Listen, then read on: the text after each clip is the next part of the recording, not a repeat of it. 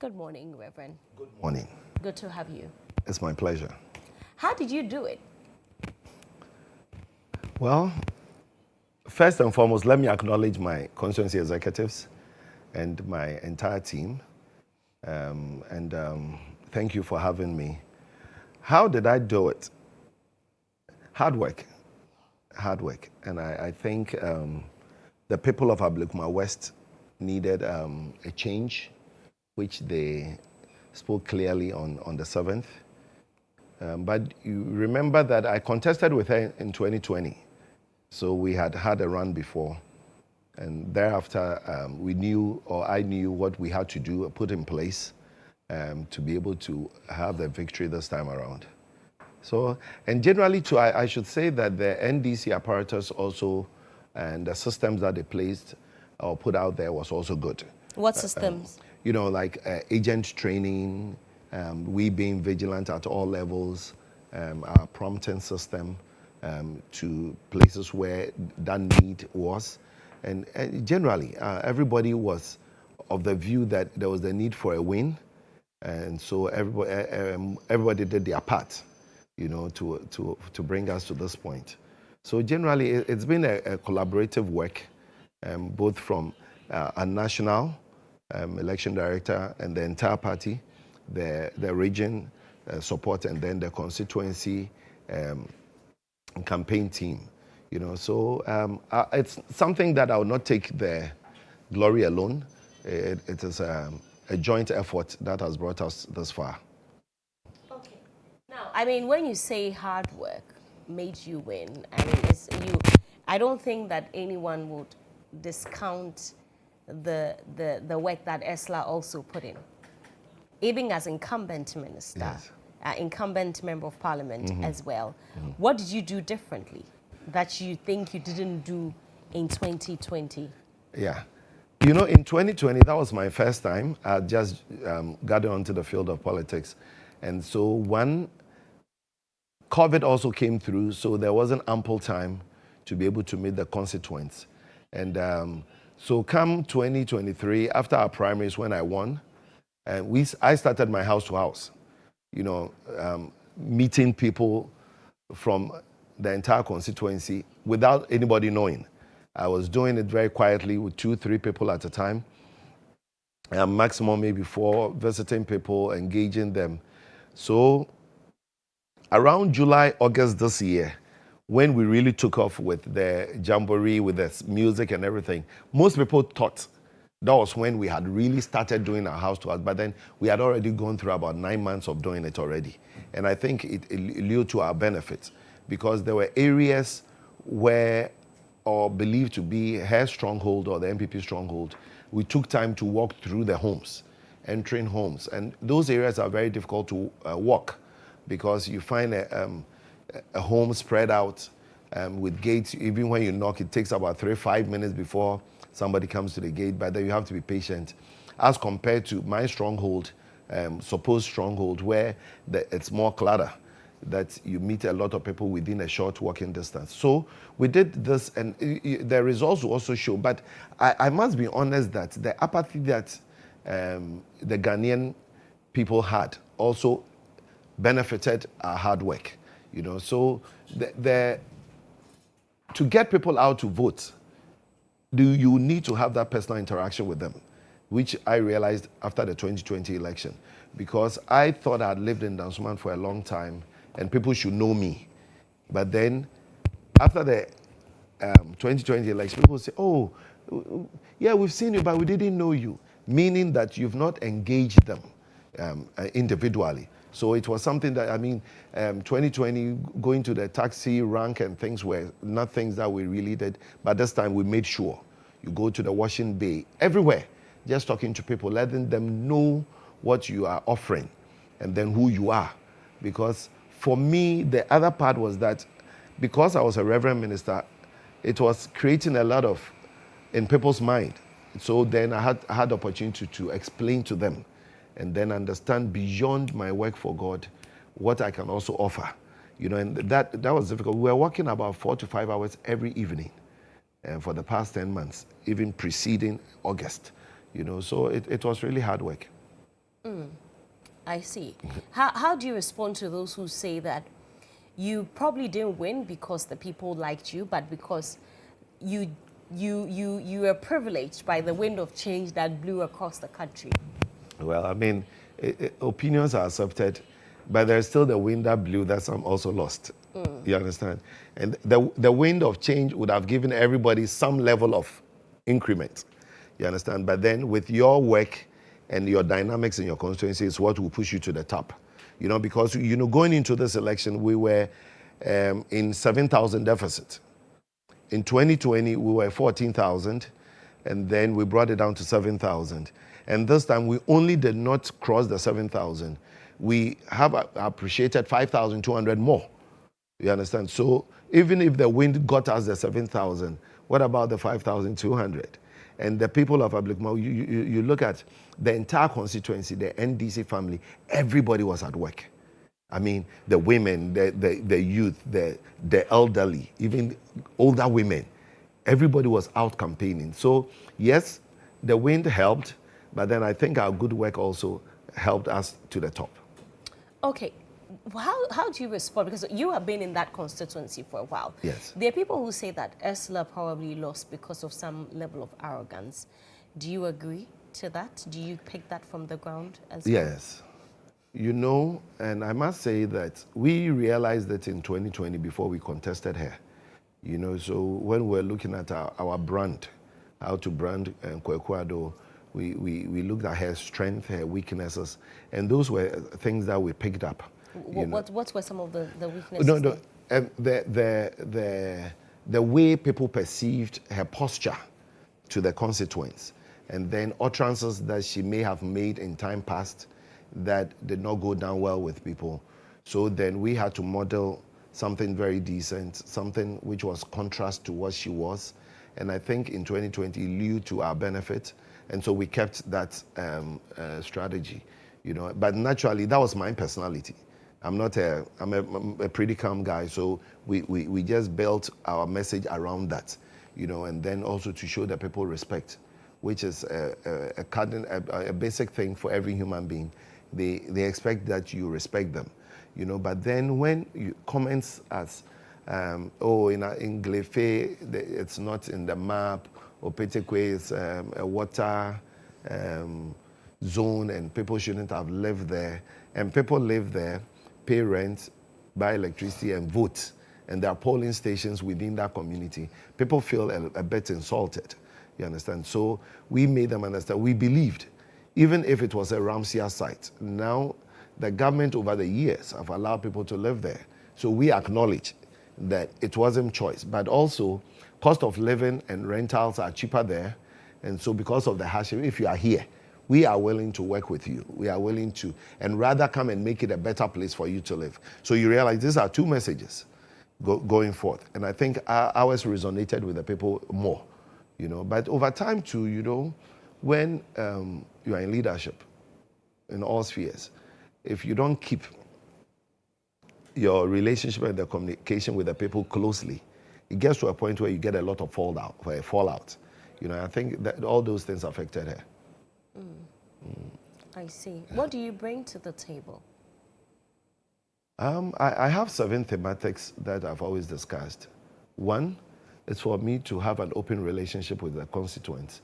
That's why I will be initiating the MPs Forum, where periodically we'll be meeting with the different groups or stakeholders in the constituency. You take the youth, you take women, you take the clergy, you take the chiefs, you take the artisans. We'll be meeting to discuss the well-being of our constituency. And then 2, we look at our youth plan, which more focused on employment for the unemployed, which thankfully the NDC 24-hour economy just fits right into it. And then we'll also have the NDC National Skills Training Program also taking advantage of it to help the employee. And then within the constituency, we'll also look at creating sanitation guards and watch guards, all to help the youth to be employed. And then we'll look at our women and their empowerment, which I believe the NDC policy to bring the National Women's Bank will also yield to our benefit, and also to train women who are already in businesses, the small-scale businesses, also to know how to maximize their profits. And then we'll look at our environment and sanitation, which is a major problem on the southern part of our constituency. I'm going to lead that, having trained the sanitation guards to make sure our community becomes more wholesome in living. And then we'll look at our sports and educational development.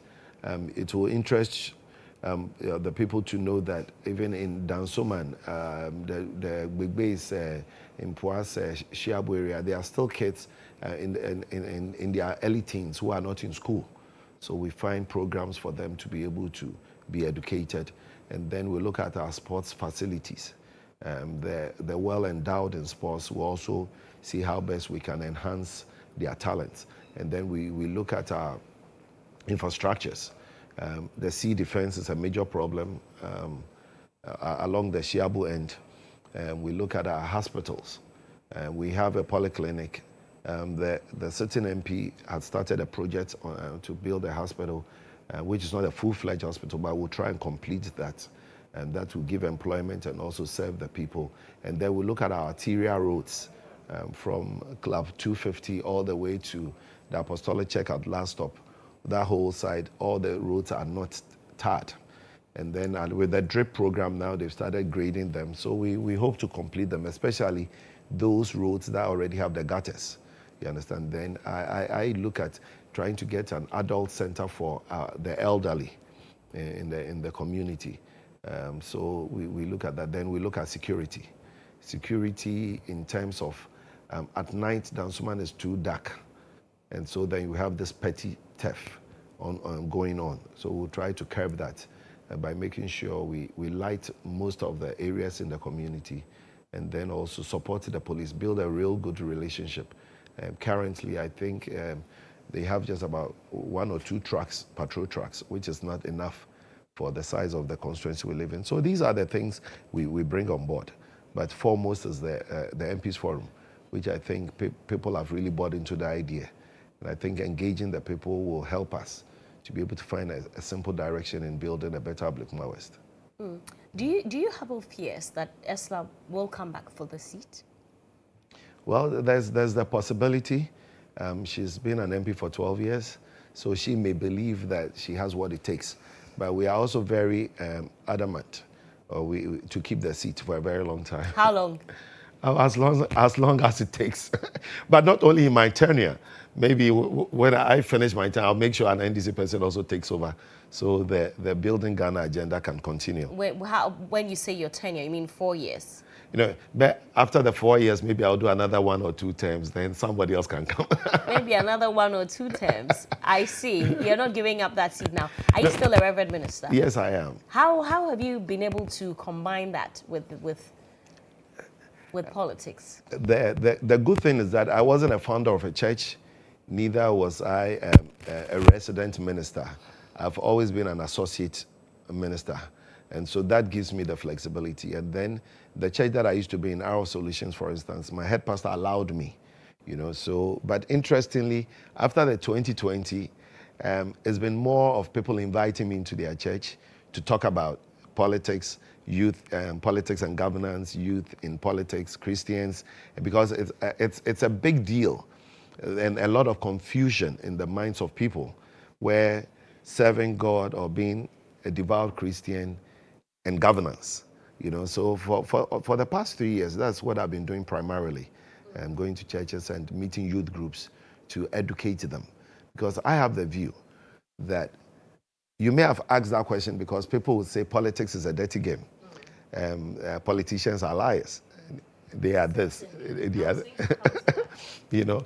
But then the question becomes, if truly the people of faith will take their faith and be among, even if so, that they were dangerous people, eventually the numbers should tilt. Then you have... Because we every day, this country, we talk about how corrupt some of our politicians are. Yeah. But we see them in the church. We see them go to church, and you pastors are the same people pretending, you know, same politicians and praying for them and teaching them. And then we are not seeing any change. That's why in my statement I said devout. People who are not doing Christianity because it's a tradition or a culture for them. You know, some people go to church every Sunday because they've been brought up to know that Sundays we go to church. And then some are in the church for various reasons. But I believe there are devout and faithful servants of Christ who all these things they'll try to stay away from. I can bet that not all politicians are the way people tend to see them. But then maybe majority, if that be the case, then the minority, which is the devout faith people, both Islamic and Christian, should also get into that space and at least be an example to them. And maybe with time, that perception may change. Because I keep telling people, now everybody's like, oh, Reverend, you've won, Reverend this. And if I should go and become something different, one, have failed God. And not only that, the clergy that stood with me, I would have really, really shamed them. So I've always asked them, keep praying for me. And I believe I've had a very simple life, that the grace will also guide me to keep it as such and do what is right at all times. You know, my mentor told me that you can get to the top. The only thing that will keep you there will be your character, so that I would not have an institutionalized change in character, but then we'll pursue the faith and the good things that I've believed this year, all these years. How much did you spend on your campaign? At the point, we lost track of it. You know, in 2020, when it was all said and done, I think I spent over $220,000. And this year too, we may have gone harder. But luckily, because this year I got more support from friends, loved ones. I mean, so you be looking at around like how much? I can't say, but I mean it's around $300,000. And looking at the exchange rate, it's possible. It's possible. Around $400,000. In that ballpark. Around $400,000. A little bit below. These are all donations from friends? No. I spent some money, but at least this time around, the 2020, when you call people, because people were not sure whether Osofo was serious in politics, people were like, oh, then somebody said 2,000, 1,000. But this time around, I mean, I got some good support. You know, so I had people helping with motorbikes. I had people printing T-shirts for me. And you know, a cost of T-shirts about 30 to 40 cedis. So when somebody gives you 1,000 pieces, that person has done you great good. You know, we had quite a few of them. And then I had people, oh, I'll give you water and bring 50 packs of water. And for me, I appreciated those things because anything somebody gives, I look at the CD equivalent. If it's 22 CDs per pack and you bring me 20, that's about 440 CDs, 500 CDs, which is not easy to find. So it's been, and I really appreciate all those people. I can't mention their names, but they know who they are, and it is well appreciated. Thank you very much for coming on the show. We will have a sit down properly when you have been sworn in. But thank you for passing through the show.